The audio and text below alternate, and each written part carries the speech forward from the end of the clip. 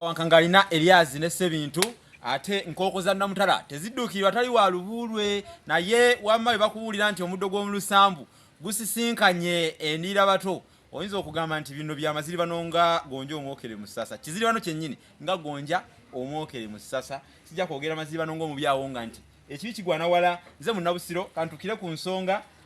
ekikajjo nabanyonyola nono yakyo naye leero kyengenda okunyonyola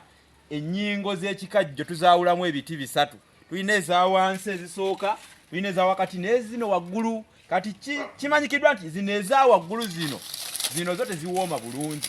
ekikajjo kiwooma kuva wansi nga kyambuka kyobalaba omuntu akayanira nnyo eza wano oba eza wano wakati zino ezeno teziwooma bulungi eza wansi tulina zino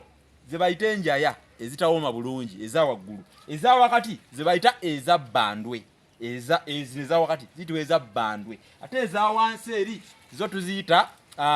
ennyaga tulina olugero lugamba nti nno bw'olaba omwana w'omwami alya enjaya nga lugoojamye akikonze lusugu ate omwana w'omwami watukira okulya zino omwami nga alina misiri gya bikajjo kale ekikajjo bakyogerako awo banyonyodde amanya g'ennyingo ezo ez'enjawulo eza bbandwe zitegedde enjaya n'ennyaga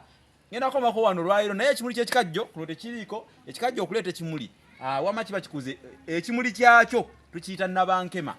kankomeko wano nja kudda nze mu Nabusiro mbadde n'omwana Sodo olwaleero